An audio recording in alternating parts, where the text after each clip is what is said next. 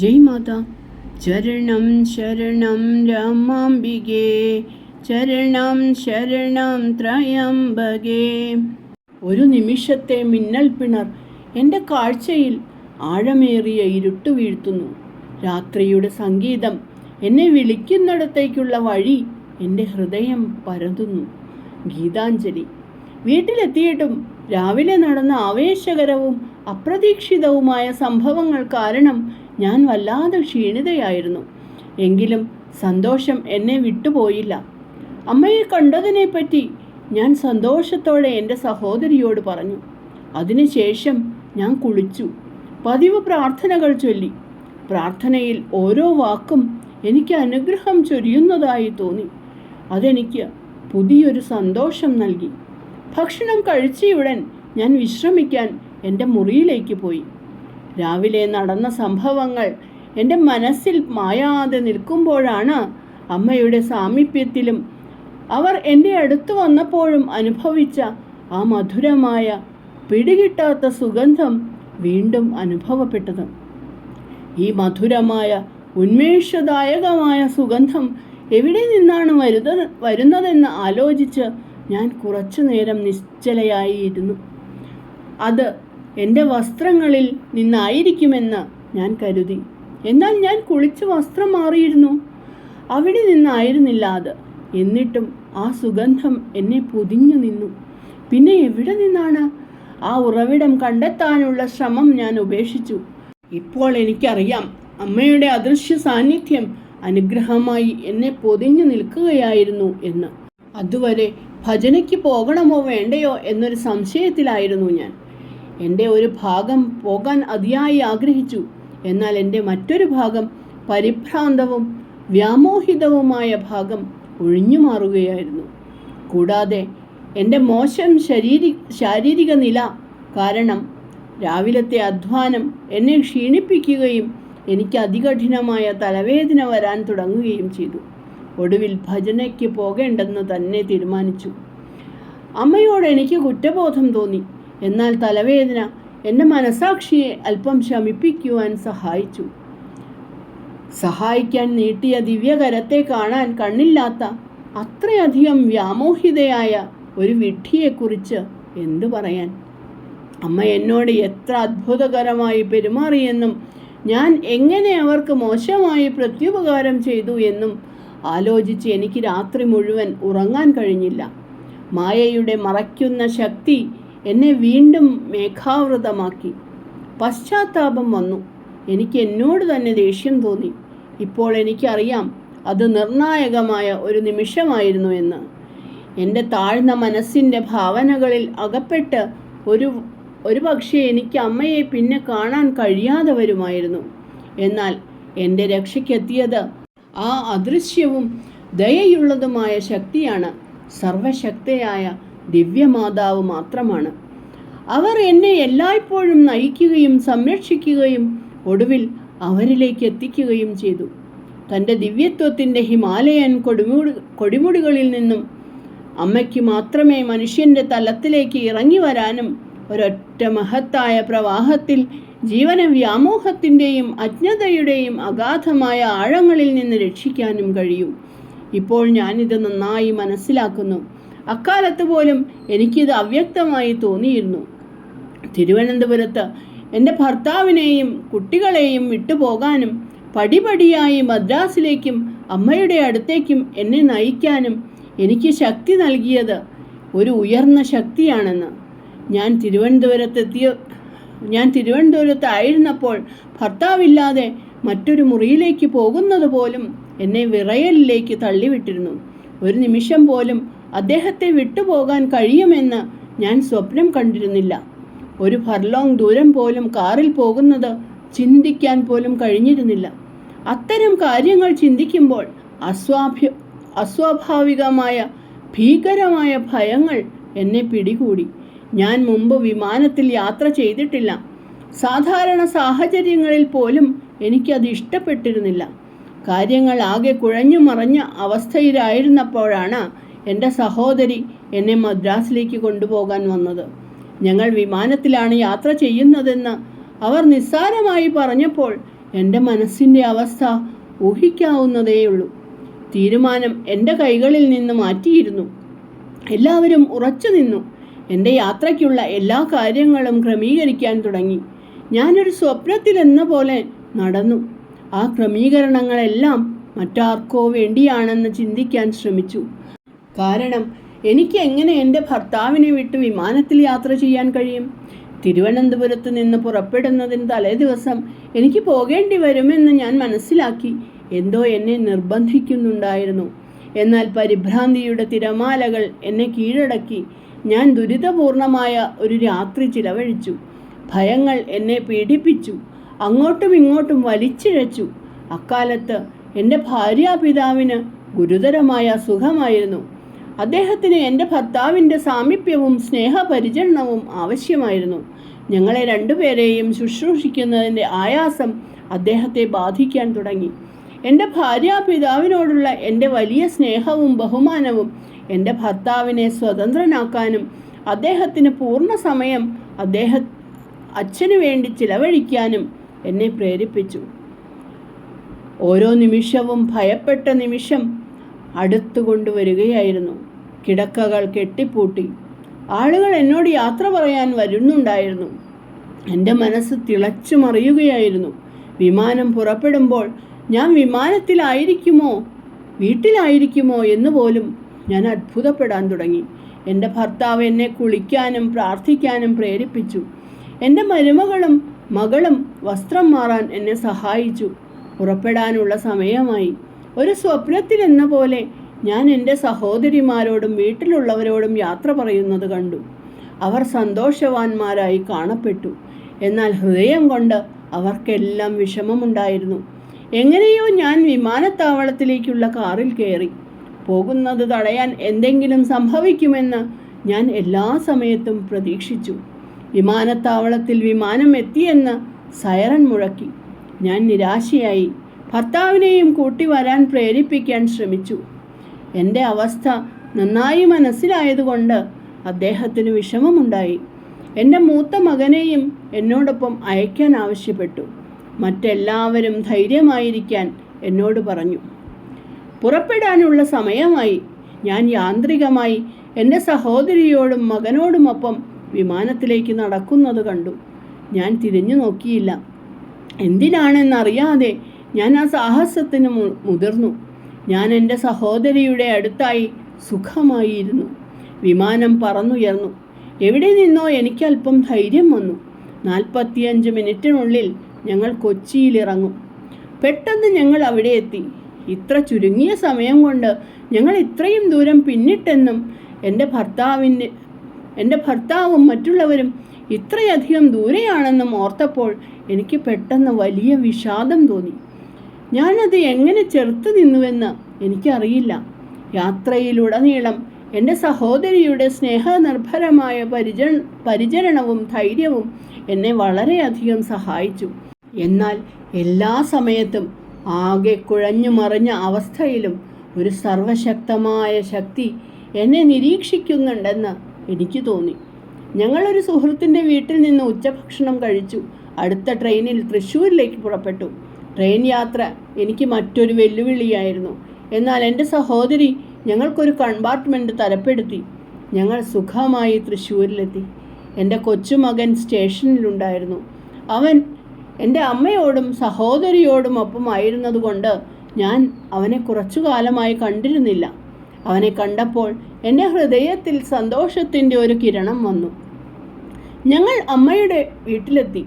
അമ്മയെയും മൂത്ത സഹോദരിയെയും ഒരുപാട് കാലത്തിന് ശേഷം കണ്ടപ്പോൾ എനിക്ക് വലിയ സന്തോഷം തോന്നി.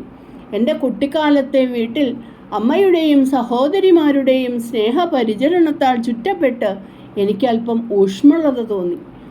എൻ്റെ അമ്മയ്ക്ക് എന്നെ കുറച്ചുകൂടി ദിവസങ്ങൾ അവിടെ നിർത്തണമെന്ന് ആഗ്രഹമുണ്ടായിരുന്നു. ഇങ്ങനെയുള്ള ദുരിതകാലത്ത് ആർക്കാണ് പോകാൻ തോന്നുക? എന്നാൽ ഞാൻ അസ്വസ്ഥയായിരുന്നു. എൻ്റെ ഒരേ ഒരു ചിന്ത മദ്രാസിലെത്തുക എന്നതായിരുന്നു. അതിനാൽ ഞങ്ങൾ വീണ്ടും സാധനങ്ങൾ പാക്ക് ചെയ്തു പുറപ്പെടാൻ തയ്യാറായി. എൻ്റെ അമ്മയും വീട്ടിലുള്ള മറ്റുള്ളവരും എന്നെക്കുറിച്ച് വളരെ വിഷമിച്ചിരുന്നു. വളരെ ആകാംക്ഷയും നിരാശയും നിറഞ്ഞ എൻ്റെ അമ്മയെ വിട്ടുപോകാൻ എനിക്ക് വളരെ വിഷമം തോന്നി. എന്നാൽ എൻ്റെ ഒരേയൊരു ലക്ഷ്യവും ചിന്തയും മദ്രാസിലെത്തുക എന്നതായിരുന്നു. എന്തിനാണെന്ന് എനിക്കറിയില്ലായിരുന്നു.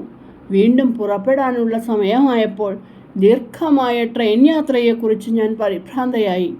അതിനാൽ എൻ്റെ മൂത്ത സഹോദരിയുടെ ഭർത്താവും ഞങ്ങളോടൊപ്പം വന്നു. കമ്പാർട്ട്മെൻറ്റ് വളരെ തിരക്കേറിയതായിരുന്നു. ഇതൊരു പുതിയ അനുഭവമായിരുന്നു. മുമ്പ് യാത്ര ചെയ്തിട്ടില്ലാത്തതുപോലെ. എനിക്ക് മെച്ചപ്പെട്ടതായി തോന്നി. ലക്ഷ്യസ്ഥാനത്ത് എത്താൻ ആകാംക്ഷയായി. അങ്ങനെ കഷ്ടപ്പെട്ടും മറ്റുള്ളവർക്ക് എണ്ണമറ്റ ബുദ്ധിമുട്ടുകൾ ഉണ്ടാക്കിയുമാണ് ഞാൻ 1949 ഫെബ്രുവരിയിൽ മദ്രാസിലെത്തിയത്. ഞാൻ മുമ്പ് പറഞ്ഞതുപോലെ എല്ലാ സമയത്തും ഒരു അജ്ഞാത ശക്തി എന്നെ സഹായിക്കുന്നുണ്ടെന്ന് എനിക്കൊരു വിചിത്രമായ തോന്നലുണ്ടായിരുന്നു. അതേ ശക്തിയാണ് അടുത്ത ദിവസം രാവിലെ അമ്മയെ വീണ്ടും കാണാൻ എന്നെ പ്രേരിപ്പിച്ചത്. അവരുടെ വാക്കുകൾ അനുസരിക്കാത്തതിനും ഭജനയിൽ പങ്കെടുക്കാത്തതിനും ക്ഷമ ചോദിക്കാൻ. പതിവ് പോലെ എനിക്ക് തനിച്ചായി പോകാൻ കഴിഞ്ഞില്ല. അതിനാൽ എൻ്റെ സഹോദരി എന്നെ അനുഗമിച്ചു. അമ്മയെ കാണാൻ കുറച്ച് മിനിറ്റ് കാത്തിരിക്കേണ്ടി വന്നു. കഴിഞ്ഞ ദിവസം വൈകുന്നേരം എൻ്റെ അഭാവത്തിൻ്റെ കാരണം ഞാൻ അമ്മയോട് വിനീതമായി വിശദീകരിച്ചു. അമ്മ ഒരു മനസ്സിലാക്കുന്ന പുഞ്ചിരിയോടെ എൻ്റെ എല്ലാ ഒഴിവുകളും കേട്ടു. എൻ്റെ കടുത്ത പരിഭ്രാന്തി എന്നെ ഭജനയിൽ പങ്കെടുക്കുന്നതിൽ നിന്ന് തടയുമെന്ന് അമ്മ അവിടെയുള്ളവരോട് പറഞ്ഞിരുന്നു അത്രേ. അന്ന് വൈകുന്നേരം ഭജനയുണ്ടായിരുന്നു. അതിൽ പങ്കെടുക്കുന്നവരുടെ എണ്ണം പരിമിതമായിരുന്നു. ആ ഭജനയിൽ എന്നെ പങ്കെടുപ്പിക്കുവാൻ അമ്മ ഉറച്ചു നിന്നു. 2 സ്ത്രീകൾ ദീക്ഷ സ്വീകരിക്കാൻ വന്നിരുന്നു. അതിനാൽ അമ്മ ഞങ്ങളെ വിട്ടുപോയി. ഞങ്ങൾ വീട്ടിലേക്ക് മടങ്ങി. ഇപ്പോൾ നിന്നോടൊത്ത് നിശബ്ദമായും അളവില്ലാത്തതുമായ ഈ ഒഴിവു സമയത്ത് ശാന്തമായി മുഖാമുഖം ഇരുന്ന് ജീവിതം സമർപ്പിക്കുന്ന ഗീതങ്ങൾ ആലപിക്കാൻ സമയമായിരിക്കുന്നു. ഗീതാഞ്ജലി. അന്ന് വൈകുന്നേരം ഞാൻ ഭജനത്തിന് പോയി. ഞങ്ങൾ ആ സ്ഥലത്തെത്തിയപ്പോൾ മൈലാപ്പൂരിലെ ഒരു ഡോക്ടറുടെ വീട്ടിൽ ഭജനം ഇതിനകം ആരംഭിച്ചിരുന്നു. എൻ്റെ കണ്ണുകളെ സ്വാഗതം ചെയ്ത ആ രംഗം എങ്ങനെ വർണ്ണിക്കാനാണ്? ഭക്തർ സ്ത്രീകളും പുരുഷന്മാരുമായിരുന്നു. ഇരുവശത്തും തറയിലിരിക്കുന്നുണ്ടായിരുന്നു. തബലയുടെയും കൈത്താളങ്ങളുടെയും അകമ്പടിയോടെ അവർ ശ്രീകൃഷ്ണനെ സ്തുതിച്ചുകൊണ്ട് ഭക്തിഗാനങ്ങൾ ആലപിക്കുകയായിരുന്നു. ആ സംഗീതം എന്നെ ഇളക്കി മറിക്കുകയും എൻ്റെ ഹൃദയത്തെ പിടിച്ചെടുക്കുകയും ചെയ്തു. ആ ഗാനങ്ങൾ അതിമനോഹരവും ശ്രുതിമധുരവുമായിരുന്നു. അത്രയധികം ഭക്തി നിർഭരമായ ആവേശത്തോടെയാണ് അവ പാടിയിരുന്നത്. പിന്നീട് പെട്ടെന്ന് അതിനിടയിൽ ഞാൻ അമ്മയെ കണ്ടു. വിരിഞ്ഞു നിൽക്കുന്നതും പ്രകാശിക്കുന്നതുമായ ഒരു ഒറ്റ താമര പോലെ ഭജനകളുടെ വർദ്ധിച്ചു വരുന്ന ശബ്ദഘോഷങ്ങൾക്കിടയിൽ അമ്മ നിശ്ചലയായി, ശാന്തയായി, പ്രസന്നയായിരിക്കുന്നു. സമാധാനവും ശാന്തതയും അമ്മയിൽ നിന്ന് പ്രസരിക്കുന്നതായി തോന്നി. അമ്മയുടെ മുഖം വിചിത്രമായ ഒരു തിളക്കമുള്ള സൗന്ദര്യത്തോടെ തിളങ്ങി. ഒരു പ്രകാശവലയം അമ്മയെ ചുറ്റിപ്പറ്റിയതായി തോന്നി. സംഗീതത്തിലും ചുറ്റുപാടുകളിലും എനിക്ക് താല്പര്യം നഷ്ടപ്പെട്ടു. എൻ്റെ സർവ്വ അസ്തിത്വവും അമ്മയിലേക്ക് അതിശക്തമായി ആകർഷിക്കപ്പെട്ടു. ഞാൻ അവിടെ കണ്ട അമ്മ ഞാൻ മുമ്പ് കണ്ടിട്ടുള്ള അമ്മയായിരുന്നില്ല. എൻ്റെ ഹൃദയം ആനന്ദകരമായ ഭക്തിയുടെ ഒരു കുത്തൊഴുക്കിൽ മുഴുകി. എൻ്റെ ജീവിതത്തിൽ മുമ്പ് ഒരിക്കലും ഞാൻ അങ്ങനെ അനുഭവിച്ചിട്ടില്ലായിരുന്നു. എൻ്റെ അന്വേഷണത്തിൻ്റെ അവസാനമാണിതെന്ന് ഉറപ്പിച്ചു. ഇപ്പോൾ മറ്റൊന്നിനും പ്രസക്തിയില്ലെന്ന് തോന്നി. ഞാൻ ആ ശാന്തവും പ്രകാശമാനവുമായ രൂപത്തിലേക്ക് നോക്കുമ്പോൾ എൻ്റെ ആശങ്കകളും വിഷമങ്ങളും എല്ലാം എന്നിൽ നിന്ന് അകന്നുപോയി.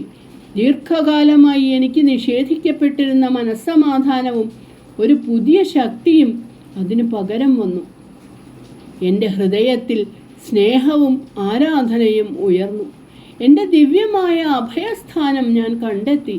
എൻ്റെ വിഷമകരമായ അസ്തിത്വത്തിൻ്റെ ഇരുണ്ട ആഴങ്ങളിൽ ഒരു വെളിച്ചം തെളിഞ്ഞു.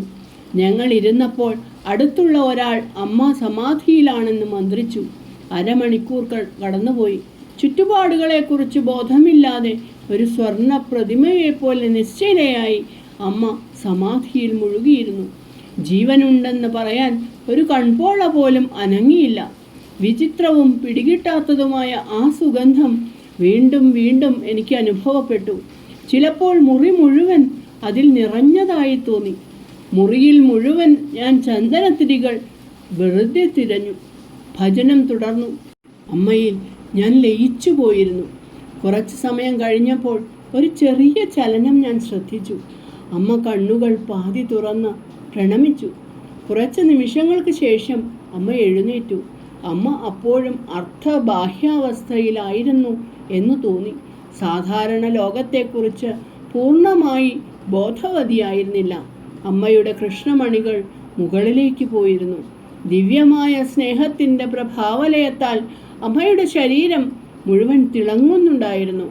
പിന്നീട് ആത്മാവിനെ ഇളക്കി മറിക്കുന്ന ശക്തവും എന്നാൽ ആകർഷകവുമായ ഒരു ശബ്ദത്തിൽ അമ്മ മലയാളത്തിൽ സംസാരിക്കുവാൻ തുടങ്ങി.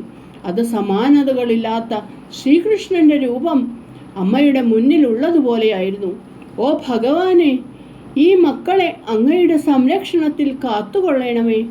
അവരെ ശരിയായ പാതയിലേക്ക് നയിക്കണമേ. അവരുടെ തെറ്റുകൾ ക്ഷമിക്കണമേ. എല്ലാറ്റിലും അങ്ങയെ തിരിച്ചറിയുവാൻ അവരെ പഠിപ്പിക്കണമേ. അമ്മ പറഞ്ഞ എല്ലാ വാക്കുകളും എനിക്ക് മനസ്സിൽ കൊണ്ടുവരാൻ കഴിയുന്നില്ല. എൻ്റെ മനസ്സ് ദിവ്യമായ സ്നേഹത്തിൻ്റെ ലഹരി പിടിപ്പിക്കുന്ന മധുരം കൊണ്ട് നിറഞ്ഞു. അമ്മ വീണ്ടും ആഴത്തിലുള്ള സമാധിയിലായി. ക്രമേണ അമ്മ ഇരുന്നിടത്ത് താളാത്മകമായി ആടാൻ തുടങ്ങി. പിന്നീട് മനോഹരമായി എഴുന്നേറ്റ് ഒരു തൂവൽ പോലെ നിസ്സാരമായി നൃത്തം ചെയ്യുവാൻ തുടങ്ങി. അത് നൃത്തത്തിൻ്റെ സാങ്കേതികതയായിരുന്നില്ല, മറിച്ച് അതിൽ ഉൾക്കൊണ്ട ദിവ്യമായ സ്നേഹത്തിൻ്റെ ആത്മാവും സമ്പന്നതയും ആഴവുമാണ് അതിനെ ഏറ്റവും പരിശുദ്ധമായ കാഴ്ചയാക്കിയത്. ചിലപ്പോൾ അമ്മ കൃഷ്ണൻ ഓടക്കുഴൽ ഊതുന്ന ഭാവത്തിലായിരിക്കുമ്പോൾ കൃഷ്ണൻ തന്നെ തൻ്റെ എല്ലാ മായാജാലങ്ങളോടും കൂടി അമ്മയിൽ അവതരിച്ചതായി എനിക്ക് തോന്നി. അത് ഏറ്റവും സവിശേഷവും ഉണർത്തുന്നതുമായ ഒരു അനുഭവമായിരുന്നു. ഞാൻ എന്നിൽ നിന്ന് ഉയർത്തപ്പെട്ട് സമാധാനത്തിൻ്റെയും അനുഗ്രഹത്തിൻ്റെയും മറ്റൊരു ലോകത്ത് എന്ന പോലെ നിലനിന്നു. പിന്നീട് ഞാൻ മനസ്സിലാക്കി, അമ്മ രാധാഭാവത്തിലായിരുന്നു.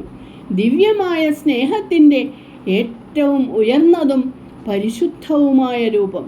കണ്ണുകൾ തുറന്നിരുന്നു, പക്ഷേ കറുത്ത കൃഷ്ണമണികൾ കാണാമായിരുന്നില്ല. ആരെയും സ്പർശിക്കാതെ ഒരു തൂവൽ പോലെ നിസ്സാരമായി അമ്മയ്ക്ക് എങ്ങനെ ഇത്രയും സ്വതന്ത്രമായി നീങ്ങാൻ കഴിഞ്ഞുവെന്ന് അത്ഭുതമായിരുന്നു.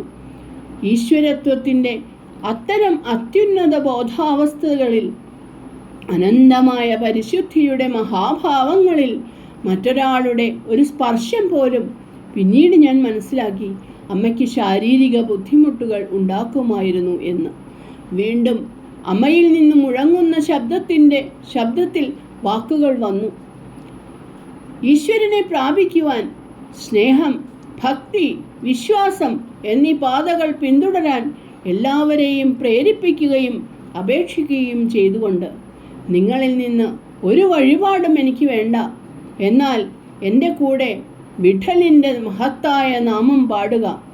അധികം വൈകാതെ അന്തരീക്ഷം മുഴുവൻ വിഠൽ നാമത്താൽ, കൃഷ്ണൻ്റെ നാമം നിറഞ്ഞു. ദൈവനാമത്തിൻ്റെ വർദ്ധിച്ചു വരുന്ന ശബ്ദഘോഷം ചുറ്റും ഉയർന്നു. എൻ്റെ അസ്തിത്വത്തിൻ്റെ ഓരോ ഭാഗത്തും ആ വാക്ക് മുഴങ്ങുന്നതായി എനിക്ക് തോന്നി. ഓരോ ഹൃദയമിടിപ്പും വിഠലായിരുന്നു. എൻ്റെ ചുണ്ടുകളും അറിയാതെ പിന്തുടർന്നു. പിന്നീട് ഒരത്ഭുതം സംഭവിച്ചു. കാരണം ഒരു ശബ്ദം പോലും, കൈത്താളങ്ങളുടെ കിലുക്കം പോലും സഹിക്കാൻ കഴിയാത്ത ഞാൻ ഈശ്വരനാമത്തിൻ്റെയും താളത്തിൻ്റെയും ആനന്ദകരമായ ഭ്രാന്തിൽ പൂർണ്ണമായി ലയിക്കുകയും ഒന്നായിത്തീരുകയും ചെയ്തു. സമാധിയിൽ ബോധത്തിൻ്റെ അനന്തമായ ആ സമുദ്രത്തിൽ ലയിച്ചപ്പോൾ അമ്മയുടെ അദൃശ്യവും സൂക്ഷ്മവുമായ ശക്തി എൻ്റെ മങ്ങിയ മനസ്സിലേക്ക് തുളച്ചു കയറിയെന്നും പൂർണ്ണമായി പ്രകടമായ ആ ഈശ്വരത്വത്തിൽ അമ്മ എൻ്റെ അസ്തിത്വത്തെ മുഴുവൻ കൈവശപ്പെടുത്തിയെന്നും ഞാൻ ഇപ്പോൾ തിരിച്ചറിയുന്നു. മനസ്സിൻ്റെ ഇരുണ്ട ഉപബോധ മനസ്സിലേക്ക് ഒരു പ്രകാശപ്രവാഹം വന്നു. ഞാൻ ഈശ്വരനെ, യാഥാർത്ഥ്യത്തെ മുഖാമുഖം കണ്ടു എന്ന് എനിക്കറിയാമായിരുന്നു. ഇരുട്ടിൻ്റെ ആദ്യത്തെ മൂടുപടം നീക്കപ്പെട്ടു. കാന്തത്തിന് ഇരുമ്പിനെ ആകർഷിക്കുന്നതിന് മുമ്പ് അല്പം തുരുമ്പ് നീക്കം ചെയ്യേണ്ടതുണ്ടായിരുന്നു. ആ നിമിഷം ദേവിയും കൃഷ്ണനും അമ്മയുടെ പ്രകാശമാനമായ അസ്തിത്വത്തിൽ ഒന്നായി തിരിച്ചറിയപ്പെട്ടുവെന്ന് എനിക്കിപ്പോൾ അറിയാം. വളരെ വൈകിയിരുന്നു. ഭജനം അവസാനിക്കുന്നതിന് മുമ്പ് ഞങ്ങൾക്ക് പോകേണ്ടി വന്നു. അമ്മയെ വിട്ടുപോകാൻ കഴിയില്ലെന്ന് എനിക്ക് തോന്നി. പക്ഷേ റോസ് നിറമുള്ള പ്രകാശത്താൽ തിളങ്ങുന്ന അമ്മയുടെ മുഖം കണ്ട് സ്വയം അവിടെ നിന്ന് വലിച്ചു മാറ്റേണ്ടി വന്നു. ഭജനം അപ്പോഴും തുടരുകയായിരുന്നു. വീട്ടിലെത്തിയ ശേഷം ആ സായാഹ്നത്തിലെ എല്ലാ സംഭവങ്ങളും എൻ്റെ മനസ്സിലേക്ക് തിരികെ വന്നുകൊണ്ടിരുന്നു. എൻ്റെ അശാന്തമായ മനസ്സ് ഇപ്പോൾ ഒരു തീരുമാനത്തിലേക്ക് ഉറച്ചു വരികയായിരുന്നു. അടുത്ത വൈകുന്നേരം എൻ്റെ ഭർത്താവിൽ നിന്ന് ഒരു കത്ത് ലഭിച്ചു. അമ്മയെ കണ്ടതിനെക്കുറിച്ചും ആ കാര്യത്തിൽ കൂടുതൽ മുന്നോട്ട് പോകേണ്ടതിനെക്കുറിച്ചും അദ്ദേഹത്തോട് ഉപദേശം ചോദിച്ച് ഞാൻ എഴുതിയിരുന്നു. എൻ്റെ സ്വന്തം മനസ്സിൻ്റെ നിർദ്ദേശങ്ങൾ ഒട്ടും മടിക്കാതെ പിന്തുടരാൻ ഉപദേശിച്ചുകൊണ്ട് വളരെ പ്രോത്സാഹനജനകമായ ഒരു മറുപടി എനിക്ക് അദ്ദേഹത്തിൽ നിന്ന് ലഭിച്ചു. അമ്മ നൽകിയ അനുഗ്രഹത്തിൻ്റെ പ്രവർത്തനം ഇതിനകം ആരംഭിച്ചിരുന്നു. അമ്മയിൽ നിന്ന് ദീക്ഷ സ്വീകരിക്കണമെന്ന് തീരുമാനിക്കാൻ ആ കത്ത് എനിക്ക് ശക്തി നൽകി.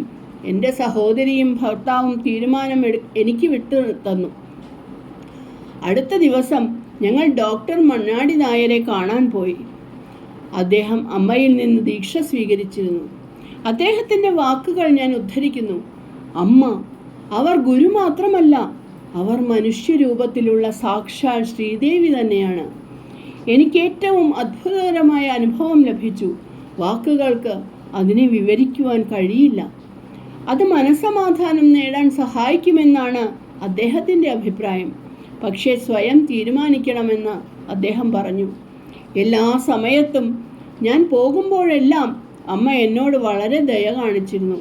പക്ഷേ അമ്മയോട് അധികം സംസാരിക്കാനോ അമ്മയെ കൂടുതൽ അറിയാനോ എനിക്ക് അവസരം ലഭിച്ചിരുന്നില്ല. എന്നാൽ ഞാൻ വിനയപൂർവ്വം അപേക്ഷിച്ചപ്പോൾ എനിക്ക് ഉപദേശം നൽകാൻ അമ്മ ദയയോടെ സമ്മതിച്ചു. ഇപ്പോൾ അന്തിമ തീരുമാനമെടുത്തതിനാൽ ദീക്ഷ ലഭിക്കാൻ ഞാൻ തിടുക്കത്തിലായിരുന്നു. അത് വേഗം കഴിഞ്ഞിരുന്നെങ്കിൽ എന്ന് ഞാൻ ആഗ്രഹിച്ചു. എന്തെങ്കിലും അത് തടസ്സപ്പെടുത്തുമോ എന്ന ഭയം രാവും പകലും എന്നെ അലട്ടാൻ തുടങ്ങി. ഈശ്വരൻ്റെ കൈകളാണ് എന്നെ ഇതിലേക്ക് നയിക്കുന്നതെങ്കിൽ അത്തരം ഭയങ്ങൾ വെച്ചു പുലർത്തുന്നത് എത്ര വിഡ്ഢിത്തമായിരുന്നു. എന്നാൽ വിധി നിശ്ചയിച്ചതുപോലെ അന്നേ ദിവസം എനിക്ക് ദീക്ഷ സ്വീകരിക്കാൻ കഴിയാത്ത സാഹചര്യങ്ങൾ ഉണ്ടായി. എനിക്ക് വിഷമമായി. ഞാൻ അമ്മയെ കാണാൻ പോയി. ബോംബെയിലേക്ക് പോകാൻ അമ്മയ്ക്ക് 2 ദിവസം ബാക്കിയുള്ളപ്പോൾ ചൊവ്വാഴ്ചത്തേക്ക് അമ്മ അത് നിശ്ചയിച്ചു. ആ ദിവസം വരുന്നത് വരെ ഞാൻ ഉത്കണ്ഠാകുലയായി മണിക്കൂറുകൾ എണ്ണിക്കൊണ്ടിരുന്നു. ആ ദിവസം എനിക്ക് നഷ്ടപ്പെട്ടിരുന്നെങ്കിൽ അമ്മ ബോംബെയിൽ നിന്ന് തിരിച്ചു വരുന്നത് വരെ കാത്തിരിക്കേണ്ടി വരുമായിരുന്നു. ചരണം ശരണം രമാംബികേ, ചരണം ശരണം ത്രയംബകേ. ജയ് മാതാ.